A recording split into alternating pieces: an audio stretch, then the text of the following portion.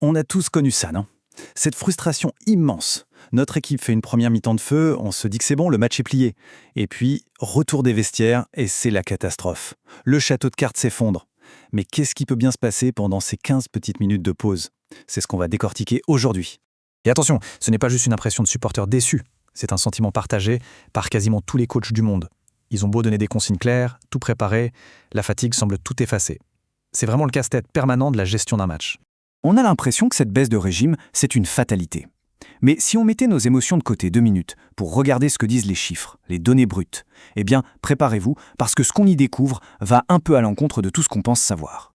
Et voilà, la surprise est là. Après avoir analysé plus de 800 matchs dans les plus grands championnats, on se rend compte qu'en moyenne, les équipes ne s'effondrent pas du tout. Au contraire, leur performance globale augmente de 4,3% en seconde mi-temps.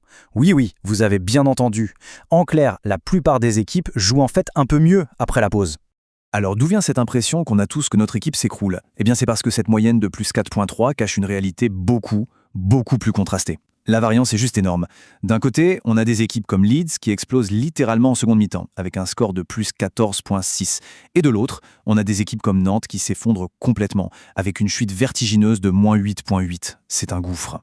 Ce grand écart, évidemment, ce n'est pas le fruit du hasard. Il s'explique par des facteurs qu'on ne voit pas à l'œil nu, des ennemis invisibles qui agissent en coulisses, la fatigue bien sûr, mais aussi la charge cognitive et les limites physiques de la communication. Allez, on plonge dans les coulisses du cerveau des joueurs.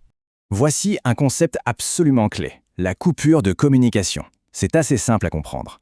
Imaginez que le cerveau d'un joueur est un ordinateur. Quand il est en plein sprint, à plus de 20 km/h, toute la puissance de calcul est utilisée pour l'effort physique. Il n'y a tout simplement plus de bande passante mentale disponible pour analyser une consigne tactique un peu complexe. C'est un phénomène purement physiologique. La séquence est simple, mais elle est redoutable. Le joueur pique un sprint, sa mémoire de travail se met en veille, et hop, l'instruction du coach se perd dans la nature. Ce qui est crié depuis le banc n'est pas forcément entendu, et encore moins impliqué sur le terrain. Et cette fatigue mentale, ce n'est pas juste un concept abstrait, elle a des conséquences très concrètes sur le jeu. Et l'endroit où on la voit le plus clairement, c'est sur la tenue de la ligne défensive, la structure de l'équipe au fil des minutes. Prenons un exemple tout bête. Le plan de jeu, c'est de défendre haut, avec une ligne à 32 mètres du but. Parfait. Sauf qu'à la 75e minute, avec la fatigue qui pèse dans les jambes et dans la tête, cette même ligne se retrouve sans que personne ne l'ait décidé à 26 mètres. L'équipe a reculé, elle a cédé du terrain passivement. Pour bien illustrer ça, on va zoomer sur un cas d'école. On va voir que certains styles de jeu, certaines identités, sont par nature beaucoup plus fragiles face à cette fatigue. C'est ce qu'on appelle la vulnérabilité relationnelle. Cette comparaison est fascinante. Prenez Nantes, l'équipe la plus relationnelle de l'étude.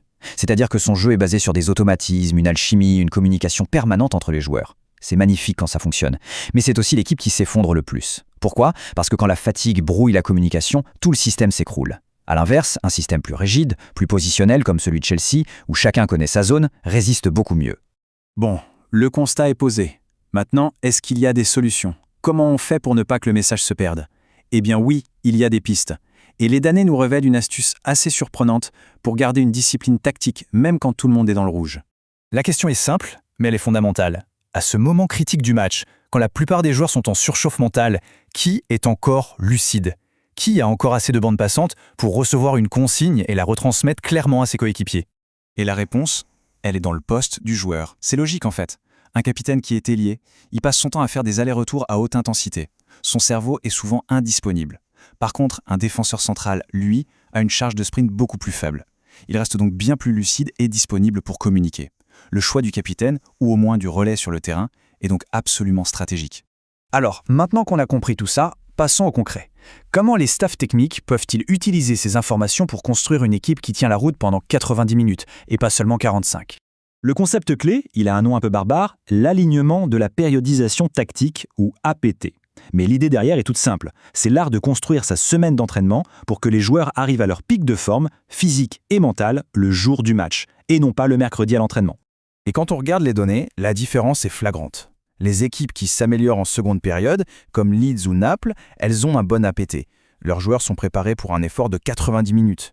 Et celles qui s'écroulent, eh bien souvent ce sont des équipes dont les joueurs ont déjà grillé toutes leurs cartouches en milieu de semaine et arrivent au match déjà en phase descendante. Donc si on devait résumer tout ça en une feuille de route, voilà les 5 points essentiels. D'abord, mesurer ses propres performances pour savoir où on se situe. Ensuite, simplifier au maximum les consignes à la mi-temps. 3. Désigner un relais de communication fiable sur le terrain. 4. Surveiller comme le lait sur le feu la hauteur de sa ligne défensive. Et enfin, le plus important, bien aligner sa semaine d'entraînement. Finalement, la vraie question à se poser, elle est là. Est-ce que l'équipe est préparée pour un sprint de 45 minutes ou pour un marathon de 90 ? Parce que la performance en seconde mi-temps, ce n'est pas une question de mental ou de chance, c'est le pur reflet d'une préparation qui anticipe la fatigue. Et bien souvent, un match se gagne bien avant le coup d'envoi.